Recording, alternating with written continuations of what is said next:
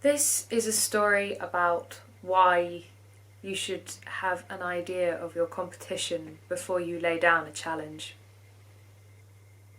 It is a story about Decameron, the greatest singer of all, who had been there since the very beginning of the world, knew every song, every ancient memory and every origin. And this is a story about Decameron, a young man from the north, and the far reaches of Decameron's reputation.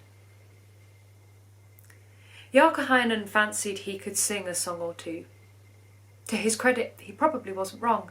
He did know a few. That doesn't mean that challenging Decameron to a song contest is a good idea, but he decided that's what he wanted to do anyway.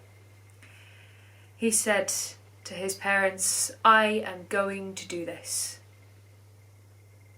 His parents said, "Don't, this is madness, you can't be serious, surely. This isn't going to end well for you, lad."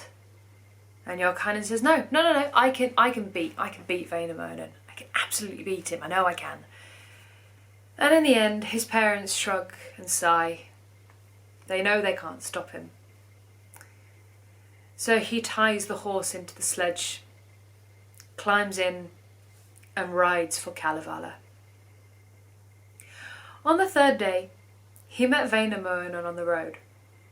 I say he met him, he sort of crashed into him, which is hardly how you're going to create a good impression. They were both understandably somewhat stressed with the situation. Decameron demanded that Decameron, who had been driving like an idiot, should step aside for him to carry on his way. Decameron could have agreed, could have accepted his mistake and could have carried on and found Decameron another day. Or, as it turned out, he could have challenged Decameron to a singing contest, right then and there, on the spot. Decameron tried very hard to dissuade him. He knew better than Decameron how badly this would end. Decameron is not to be persuaded. He wants Decameron to know that he has knowledge, great knowledge, incredible knowledge, such as the fact that the tomtit is a bird and the green viper is in fact a snake. Decameron is trying very hard to stay civil, but ultimately just wants this over with.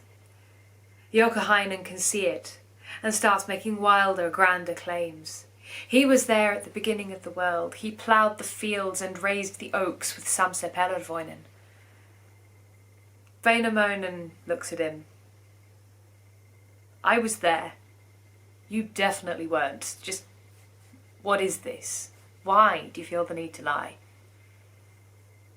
Unperturbed, Decameron starts insulting Decameron. "Your songs are the songs of an old man. Your songs are the songs of a baby." There may have been insults for his mother, but those aren't really repeatable in polite company. Eventually, Decameron was so needled and so irritated that he agreed. So he started to sing.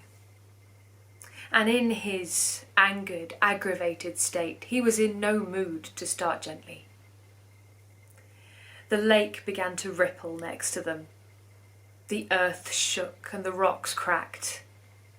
And Decameron stood his ground.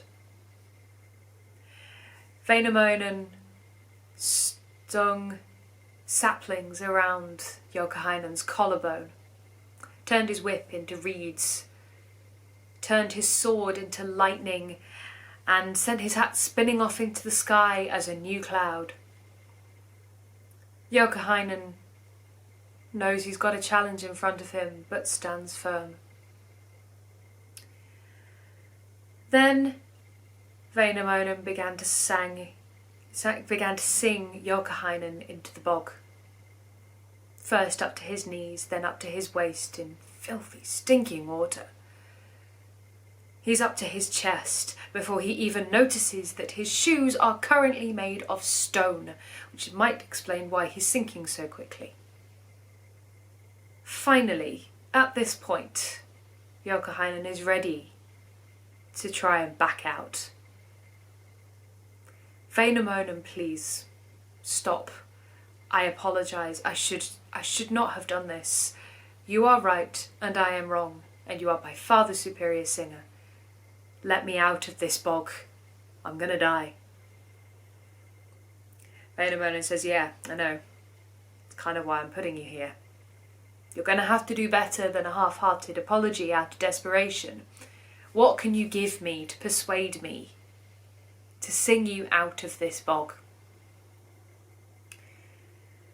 Joukahainen is scrabbling with his mind. He offers Väinämöinen crossbows and boats and horses.